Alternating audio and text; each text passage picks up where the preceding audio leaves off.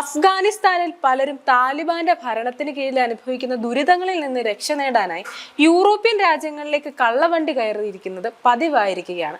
ഇത്തരത്തിൽ ഫ്രാൻസിലേക്ക് ഒളിച്ചു കടന്നിരുന്ന സാഹിർ എന്ന 29കാരൻ പിന്നീട് ബ്രിട്ടനിലേക്കും കള്ളവണ്ടി കയറുകയായിരുന്നു. ഒരു ലോറിയിൽ ഒളിച്ചിരുന്നാണ് ഇയാൾ UK എത്തിയത്. ഇപ്പോൾ ഇയാൾക്ക് ജോലിയും കൂലിയും ഇല്ലാത്ത അവസ്ഥയിലാണ്. ഒടുവിൽ ഇയാൾ ജർമ്മനിയിലേക്ക് കടക്കാൻ ശ്രമിച്ച് അവിടെയും പരാജയപ്പെടുകയായിരുന്നു.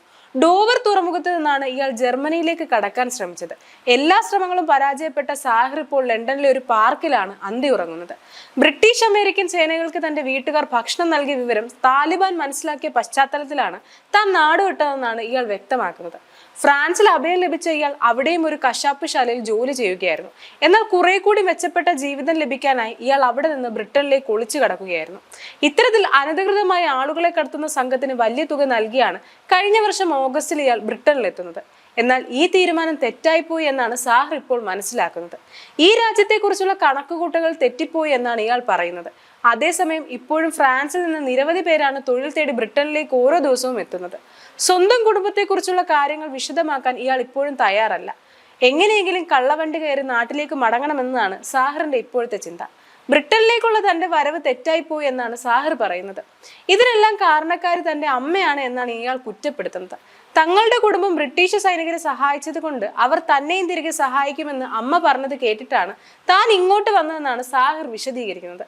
UK വളരെ വിദൂരമായ സ്ഥലത്ത് ഒറ്റയ്ക്ക് കഴിയുന്നതിൽ അതീവ ദുഃഖിതനാണെന്നും ഇയാൾ പറയുന്നത് കണ്ണീരോടെയാണ്. അഭയം തേടിയുള്ള തന്റെ അപേക്ഷ പരിഗണിക്കുമ്പോഴും തന്നെ ജോലി ചെയ്യാൻ അനുവദിക്കുന്നില്ലെന്നും സാഹിർ പരാതിപ്പെടുന്നു.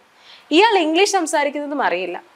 അഭയം തേടുന്നവർ നാട്ടിലേക്ക് മടങ്ങാൻ തയ്യാറായാൽ അവർക്ക് അനധികൃതർ 3000 പൗണ്ട് വരെ നൽകാറുണ്ട്. നാട്ടിലേക്ക് മടങ്ങിയാൽ താലിബാൻകാർ തന്നെ കൊല്ലുമെന്നാണ് സാഹിർ പറയുന്നത്. അതിനാലാണ് ഇപ്പോൾ ജർമ്മനിയിലേക്ക് പോകാൻ ഇയാൾ ശ്രമം നടത്തുന്നത്. നേരത്തെ ജർമ്മനിയിലേക്ക് ഒരു ലോറിയിൽ കടക്കാൻ ശ്രമിച്ച ഇയാളെ അധികൃതർ പിടികൂടുകയായിരുന്നു. ഇപ്പോൾ ലണ്ടനിലെ ഒരു പാർക്കിൽ കഴിയുന്ന സാഹിറിന് നാട്ടുകാരാണ് ഭക്ഷണം നൽകുന്നത്. അതേസമയം പാർക്കിൽ മയക്കുമരുന്ന് ഉപയോഗിക്കുന്നവരെ കൊണ്ട് പ്രശ്നങ്ങൾ ഉണ്ടെന്നാണ് ഇയാൾ പറയുന്നത്. സാഹിറിന്റെ അച്ഛനെയും സഹോദരനെയും താലിബാൻ നേരത്തെ വധിച്ചിരുന്നു. Iran, Turkey, Greece, Bosnia, Serbia, Croatia, Italy എന്നിവിടങ്ങളിൽ സഞ്ചരിച്ച ശേഷമാണ് നേരത്തെ ഇയാൾ ഫ്രാൻസിലെത്തിയത്.